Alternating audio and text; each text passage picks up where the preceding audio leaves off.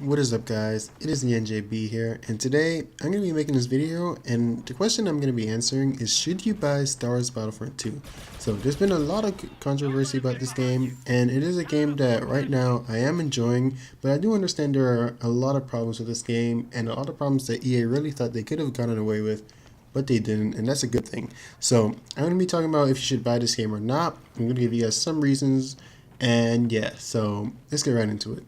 So overall, if you ignore the microtransaction problems, this is a really good Star Wars game. I mean, I don't really think there's another good Star Wars game like on next-gen consoles, or I don't even know what I'm calling them next-gen, on consoles right now, like PS4 and Xbox One, that is just on the level of Star Wars Battlefront. I mean, this game has great graphics, great gameplay, and it's just so much better than the original one in terms of basically graphics and gameplay. Also, the introduction of battle points in multiplayer is a really big improvement. I mean, in the first one, if you wanted to play as a hero or villain, you'd actually have to pick up icons and then you could get to be them. And that goes with the like playing as a starfighter or getting a starfighters as well, and a lot of other stuff. And honestly, that was ridiculous. I don't know whoever thought about that, but they clearly didn't think about that when they were making the game. And you can kind of see that because they didn't even include the Clone Wars. So, I mean, I have nothing against the original trilogy, but I really feel like only doing the original trilogy is kind of like an easy way out of not doing or not putting a lot of content in the game. Because if you think about it, the original trilogy doesn't have a lot of planets to actually add in movies that you could make a full game out of. I mean, the prequels, they have more content. I mean, that's without a doubt. The prequels, the Clone Wars, they just have much more stuff to put in a video game and to make the best out of a game. And I really feel like that's kind of one thing that they messed up in the first one. And I kind of feel like they just weren't taking into account like representing us like the prequel trilogy. I mean, I need my representation. But all jokes aside, I'm glad that they put in the Clone Wars and I guess the New Era, just the First Order and the Resistance. I'm glad they put that in the game. I kind of already saw the Resistance coming in because they don't seem to. I mean, I'm pretty sure Disney wants to have all the marketing they can towards the new movies. So I'm not surprised that was in, but I'm really glad they put the Clone Wars in. One thing I'm not happy about is that we really don't have a lot of Clone Wars heroes. So I feel like I should get into that in another video, but basically, the only heroes we have from the new trilogy or the prequel trilogy is basically Yoda and Darth Maul. And you can argue that Yoda, he is from the original trilogy technically, but the design for him and him with the lightsaber, I guess that would be from the prequel trilogy, so it's kind of 50-50. I guess it's more on the original trilogy side because he was there. But other than that, Darth Maul's the only like true prequel character or villain that we actually have. We don't have anyone else. We don't have Obi-Wan. We don't have General Grievous, who would be nice. And we just don't have a lot of characters that would be so lovely to see in this game, in this trilogy. Well, yeah, from the trilogy. So that's kind of frustrating, but it is what it is. Hopefully they'll add more characters in, and hopefully it's not via loot boxes.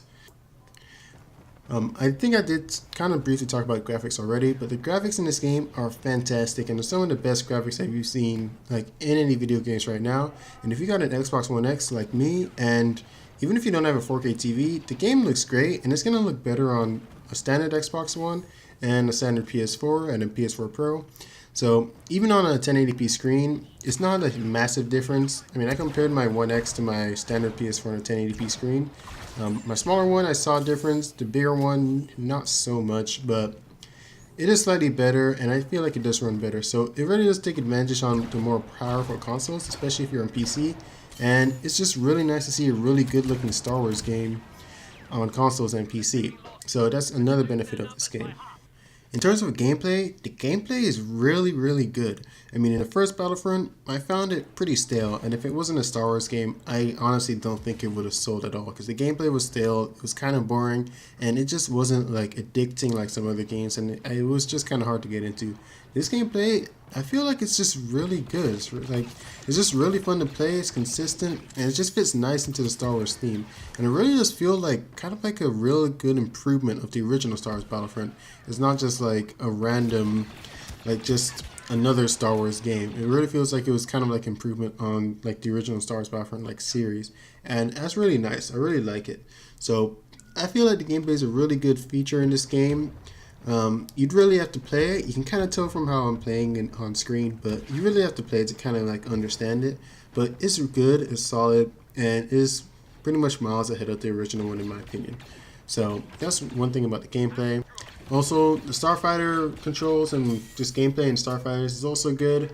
Part of me finds it kind of annoying when you get like when you're just playing on the ground and then Starfighters just come and kill you, and that happens quite a bit in the game. But that's not really something you can kind of like stop. It's kind of like just something you have to deal with. But other than that, I feel like the Starfighter controls and the gameplay in Starfighters are really good. I mean, they're just fun to play, and that's kind of like a theme with like most of this game. I mean, it's just really fun to play, and it's addicting, and that's kind of like one thing the original one was missing.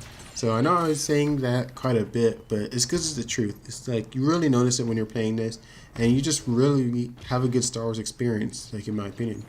One thing that would really help with this game that I really feel like it needs is that we just need more maps, like specifically from the prequels, because I always feel like they're lacking in that department. I mean, prequels, I really feel like part of me feels like Disney just doesn't want to do, or EA and Disney just have something against the prequels, because I mean, what, we only have like 3 prequel maps. We have Naboo, Kashyyyk, and Kamino. And to be honest, I hardly ever play Camino. I mean, I think I've only played that like, 4 times online. And I'm talking about playing on my PS4 and my Xbox One X. I mean, I think I've only played it like 4 times in total, including both those 2 systems. So I don't know why it hardly ever shows up, but whatever. It's a pretty good map anyway. And it looks really good. They actually have to design more from like the Clone Wars episodes rather than the actual movie. So it looks really nice, but we only have like 3 prequel maps, and I really wish we had some more, because the prequels and Clone Wars, they really do have like more plans to make the maps out of. And I would like to see droidicas. I don't know if they could include that in the game, but I really feel like they should, because I mean, where are the droidicas, man? I mean, they're really fun to play as. I think they would be a bit overpowered. I mean, I could see them like nerfing the amount of time it takes to get out of the like the rolly position, but other than that, those are kind of my opinions on the game. It's not like a full review of the game, and I wouldn't say I do full reviews of games. I just kind of give my opinions, kind of say how I feel about it. And overall, I think this game's a really fun game. It's just so unfortunate. I mean, this game is good, but it just had to be ruined by all the loot crate stuff and all the microtransactions. I mean, EA really thought they can get away with it, and I just don't know why they couldn't just make the game have a normal progression system.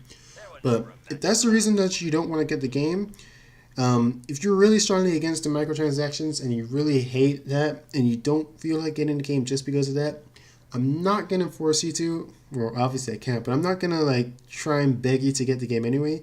But I will say, you don't have to get into it. You don't have to spend your money in the game to have a good time. Even if players are getting like more stuff and more better weapons from like loot crates, it still doesn't make them a better player. If you're a good player, you're going to be better than them all the time.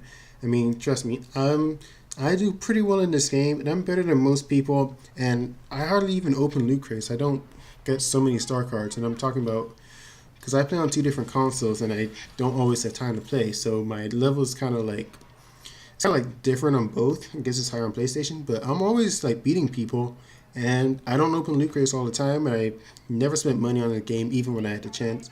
So, in my opinion, the loot crate stuff is bad, but I wouldn't say it's a reason to not get the game. I mean, you just don't have to spend money on it. That's what I did in Call of Duty. I mean, in IW, I never spent money on supply drops. I only spent it once, and that was like near the end of the game cycle, and I didn't even get stuff. I got better stuff when I was just spending on my crypto keys, but I just don't spend money on like microtransactions in video games because I just don't want to. But it doesn't mean that you shouldn't get the game or you shouldn't play the game in general. Now, if you don't want to because you hate it, I understand. You don't have to, but I'm just gonna say that this is a really good Star Wars game, and it's probably the best Star Wars game that we're gonna have like on consoles as a first-person shooter, or I guess third-person, depending on how you want to play it. And I think it's one of the best Star Wars games we're gonna have on console for a long time. So hopefully this video is going to help you guys who are trying to decide whether you should buy Battlefront 2 or not. The microtransaction thing, yes, we know it's horrible, it's bad, but it shouldn't be like your huge deciding factor. I mean, the game is still fun to play, and yeah, it's still fun to play in my opinion. And it's really the main Star Wars aspect of it, because we don't really have another Star Wars game out that we can play like Battlefront 2. So yeah. Also, because the game's not doing well, because of like kind of like a boycott, retailers are probably going to give a lot of deals to try and get rid of the copies of the game because it's not selling well. So there probably are going to be a lot of deals for you guys out pretty soon. So kind of like they were in Infinite Warfare, if you guys remember that. But either way, hopefully you guys enjoyed. This has been NJB, and I'll see you guys in the next one. Cheers, mates. 'Cause loving you is paradise.